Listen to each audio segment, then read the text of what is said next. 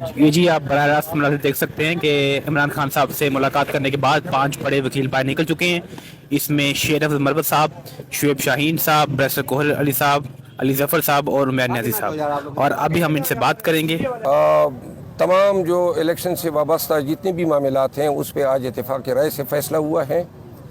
اور دوسرا جو ہم فیصلہ ہوا ہے کہ چونکہ کے پی میں چند ساتھیوں کی طرف سے کنونشن کے معاملات میں تھوڑے بہت تکالیف آ رہی تھی، تو خان صاحب نے آج کلیئر کیا ہے کہ جو کنونشن کا سلسلہ کے پی میں شروع ہوا ہے اور جس پہ انہوں نے پوری کے پی کی تمام جو دو تنظیمیں ہیں، ریجنل، ڈسٹرکس اور پروونشل تنظیم، ان کو شاباشی بھی دی اور ساتھ میں مسرت کا اظہار کیا. میری انہوں نے یہ ڈیوٹی لگائی ہے کہ یہ کنونشن اور بعد میں کمپین میں تھرو آؤٹ پاکستان جتنے بھی جلسے ہوں گے وہ فریضہ میں نے ادا کرنا ہے. تو پنجاب سے میں آغاز کر رہا ہوں اور پنجاب کے چند شہروں میں ابتدائی طور پہ ہم کنونشن رکھ رہے ہیں، اور اس کے ساتھ ہی ہم سندھ کراچی مین سٹی میں بھی ایک بڑا پروگرام کرنے جا رہے ہیں. پشاور میں ہمارا جلسہ ہے 10 تاریخ کو، اور جو ضلعی تنظیم ہے اور صوبائی تنظیم ان کے پاس یہ حق رہے گا کہ وہ 2 دن آگے پیچھے اس کو کر سکتا ہے. ہم نے اس حوالے سے پشاور ہائی کورٹ سے بھی رجوع کیا ہے کیونکہ ڈی سی پشاور نے ابھی تک ہمیں اجازت نہیں دی ہے. مختصر یہ کہ تمام جو فیصلے آج ہوئے ہیں اس میں اب یہ بات جو ہے فائنل ہے کہ ہم نے مکمل طور پہ پاکستان تحریک انصاف نے ملک بھر میں اب نکلنا ہے، اور ہر ضلع میں ہم نے نکلنا ہے، ملک کے ہر شہر میں نکلنا ہے، پاکستان تحریک انصاف کا جھنڈا اٹھانا ہے. اور جو تکلیف کے پی کے عوام نے بھگتی ہیں، اس تکلیف کو دیکھتے ہوئے سب نے اب ڈٹ کے کھڑا ہونا ہے. تکلیفیں بھی آئیں گی، پرچے بھی ہوں گے، چالان بھی ہوں گے، جس طرح ہو رہا ہے ہمارے ساتھ. آج جو عدت سے متعلقہ کیس ہیں وہ بھی ڈسکس ہوا. ابھی 2-3 انکشافات ہوئے ہیں.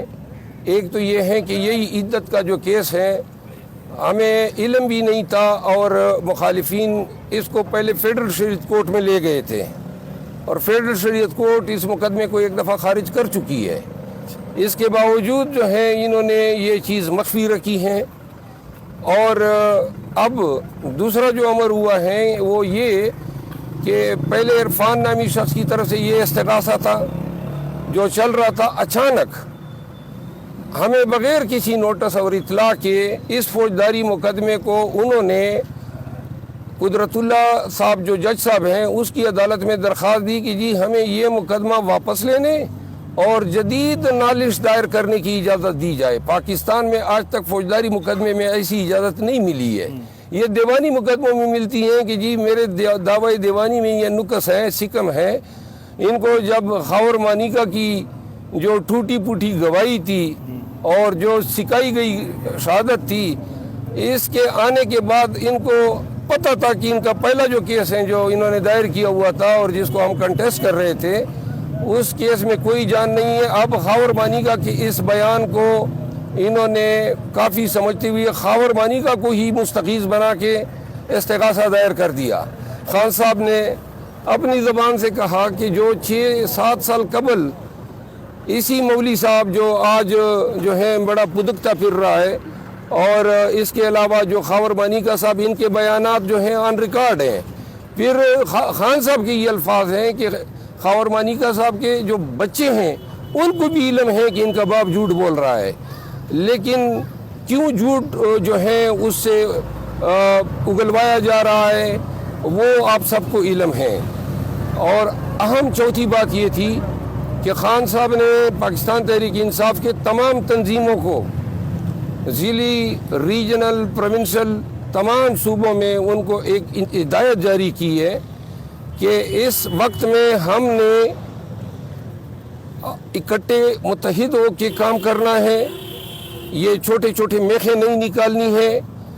کاز یہ رکھنا ہے کہ پی ٹی آئی کا علم بلند کرنا ہے، جلسوں اور کنونشن کو کامیاب کرنا ہے. ذاتی پسند ناپسند کو جو ہے وہ بالکل آپ نے یکسر نظر انداز کرنا ہے، اور جو کاز ہوگا، جو بات ہوگی وہ صرف پی ٹی آئی کی کے کام کے، پی ٹی آئی کے کنونشن اور پی ٹی آئی کے جلسوں کے لیے قربانی ये सबसे अहम है। पंजाब के लोगों को मैं एक बात कहना चाहता हूँ कि केपी में आपने देख लिया कि केपी के लोग उठ गए और निकल गए।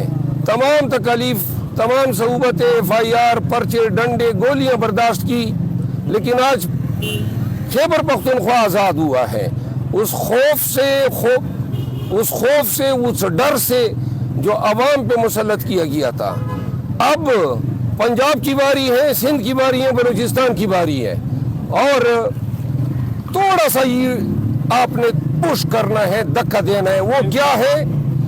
FIR होंगे, हम पे कई हो गए, हमें उठाया भी गया, हमारे लोगों को अगवा किया गया, कारोबारें बंद की गई। इसका मजा तो आप लोगों ने चख लिया है, तो एक बार फिर क्यों ना हो जाए। लेकिन जब मियाँ वाली उठेगा, शेखपुरा उठेगा, फैसलाबाद उठेगा, लाहौर उठेगा, रावलपिंडी उठेगा, रहीम यार खान उठेगा, मुजफ्फरगढ़ उठेगा, मुल्तान उठेगा,